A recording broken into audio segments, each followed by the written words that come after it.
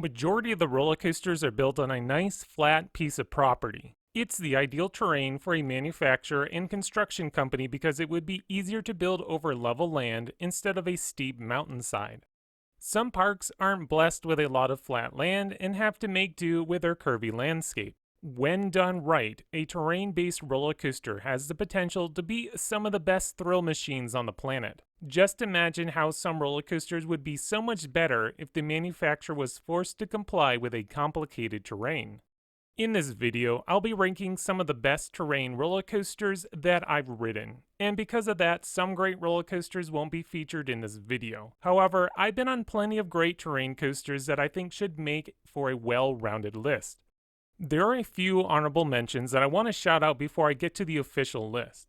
First is the two at Busch Gardens Williamsburg. Alpengeist is a giant inverted roller coaster by B&M. The ride is built over the side of a hill and uses the terrain to boost its overall height. The reason I didn't include this roller coaster on the list is because I think the layout is a little lackluster as its use with the terrain. It's not until the very last couple elements when the coaster starts hugging the mountainside. The rest of the ride is littered with giant inversions, which really doesn't matter if it uses the terrain or not. The other one worth mentioning is InvadR. This is a family wooden coaster by GCI. The layout is solid and uses the valley for a couple dives.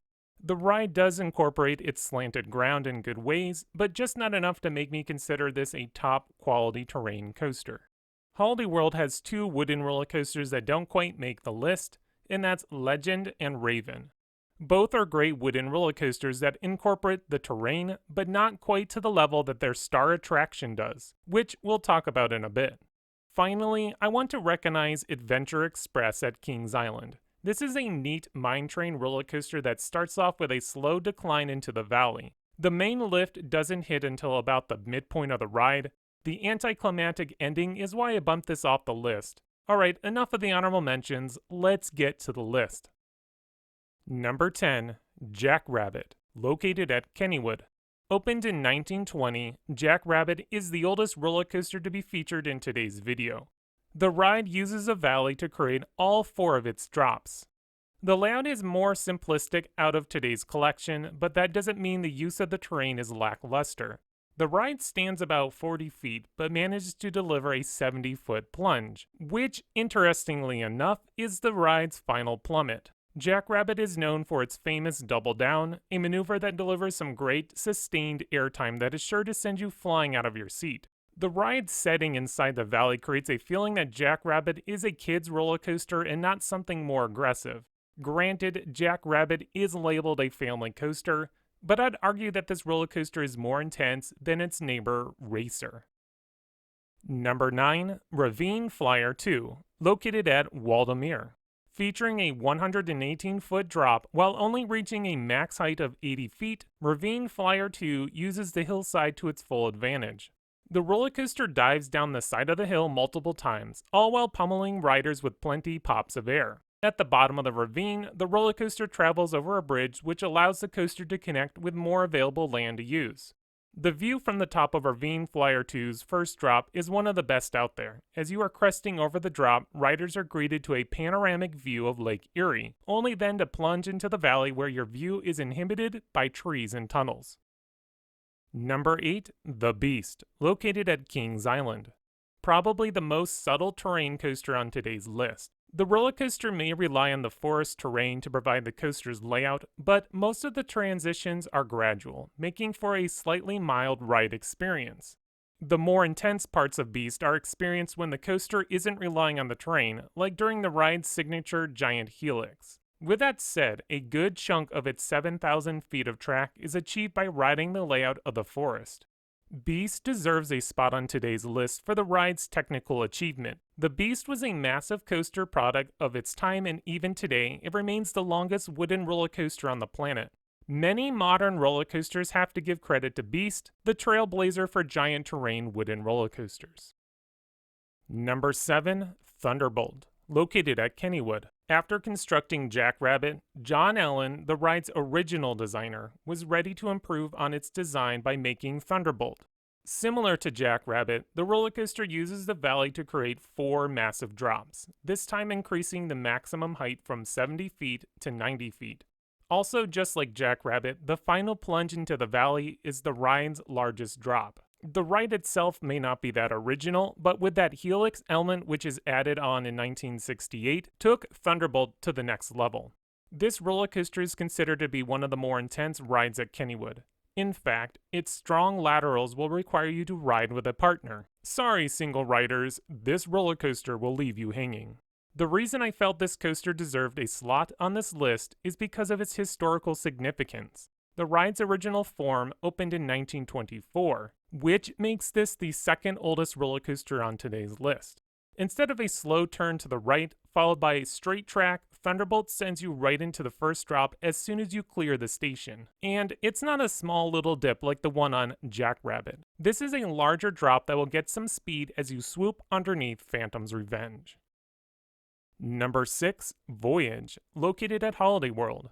Another roller coaster that uses the terrain in a more subtle manner. Voyage is able to manage its massive 6,000 plus feet of track by traveling up and down the hillside that is tucked away behind the trees. The journey out into the forest, the ride continues to climb higher in elevation. Once you reach the massive turnaround, the coaster starts to dive down the other side of the hill, providing more speed for the elements at the back of the ride. The mid-course brake run sits at the highest point of the hill, which is why the train crawls through this part of the ride. After that, the coaster works its way back down the hill, picking up more speed until you feel as if you're traveling at near max speed by the end of the ride. Voyage comes roaring back to the station with some gas still left in the tank, making me wonder if this park could have dragged this coaster out another 900 feet, making it the longest wooden roller coaster on the planet. Number 5, Tennessee Tornado, located at Dollywood. To put it simply, Tennessee Tornado wouldn't be as great of a roller coaster if the ride didn't have the mountainside to use as cover. Tennessee Tornado manages to climb 163 feet without breaking through the tree line. The ride hugs the side of the mountain and only breaks free when it decides to flip you upside down with one of its 3 giant inversions.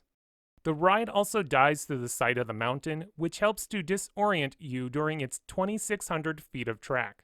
The layout is actually rather compact, but because of the trees and mountainside, it makes this roller coaster feel spread out and large.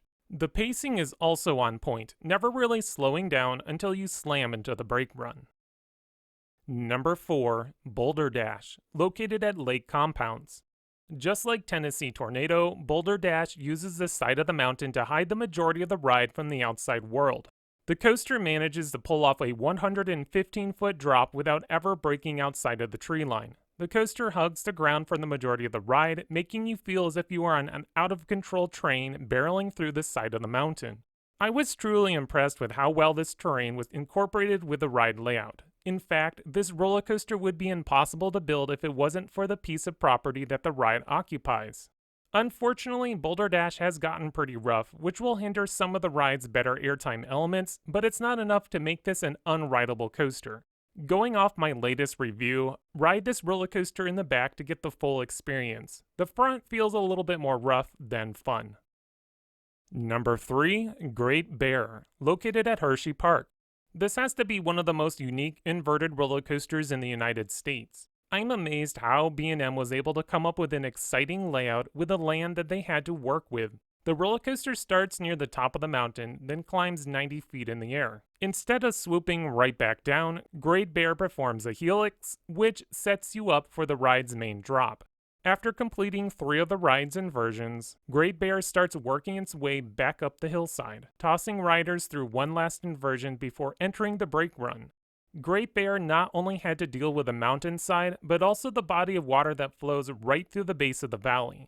Local ordinances prevent supports being built in the water, so the manufacturer had to come up with some creative supports to handle the weight of the track as it winds along the side of the water. Number 2, Phantom's Revenge, located at Kennywood. When Kennywood was looking for a place to build a hypercoaster, they had to start thinking outside the box. At the time of creation, the park didn't have as much land to work with, especially if they didn't want to tear down many other attractions in the park. Obviously, going down the side of the mountain seemed to be the best solution. However, even this option had its own hurdles, like traveling through the side of Thunderbolt. engineers were able to come up with a solution that worked, and Steel Phantom was born. The ride was then reimagined in 2001, removing the inversions, thus turning this attraction into a more traditional hypercoaster.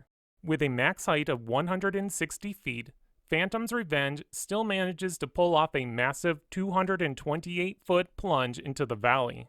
The rest of the ride travels up and down the hillside, keeping close to the ground while performing multiple moments of solid ejector airtime. Number 1. Lightning Rod, located at Dollywood. If there was one roller coaster that could beat Phantom's Revenge, it must be Lightning Rod. This hybrid roller coaster is a technical marvel, creating a ride experience unlike anything you've experienced before. Originally a wooden roller coaster, though even that statement was up for debate, Lightning Rod features an incline launch, sending you up the side of the mountain before plummeting down the other side. The coaster then uses the terrain to create the remaining portion of the ride. In fact, the final elements of the ride is where you reach near max speeds all over again. The ride experience may not be a long one, but that's just because of the ride's excellent pacing. The coaster never really slows down after launching up the side of the hill. Lightning Rod has gotten a makeover in the 2020 off-season, so I'm really curious as to how well this roller coaster will operate in the 2021 season. Many portions of the ride track has been replaced with steel iBox track, theoretically making a more smoother, reliable experience. From the initial reviews that I'm hearing, Lightning Rod is smoother and basically operating the same way as it was before, though the launch sounds to be running a little bit slower. Well, that concludes my list of the best terrain coasters. As I said already, there are plenty more out there that are fantastic terrain coasters. But unfortunately, I've yet to ride them. Personally, I get more excited about riding a roller coaster that uses its land in clever ways than any other record-breaking attraction. It's these types of rides that demonstrate the creativity and resourcefulness of the designer. Well, did I include your favorite terrain coaster, or did I get the order incorrect? Let me know all about it in the comments below. If you enjoy the video, please click the like button, and as always, subscribe. That way you'll continue to get great content brought to you by Xscreen Thrills.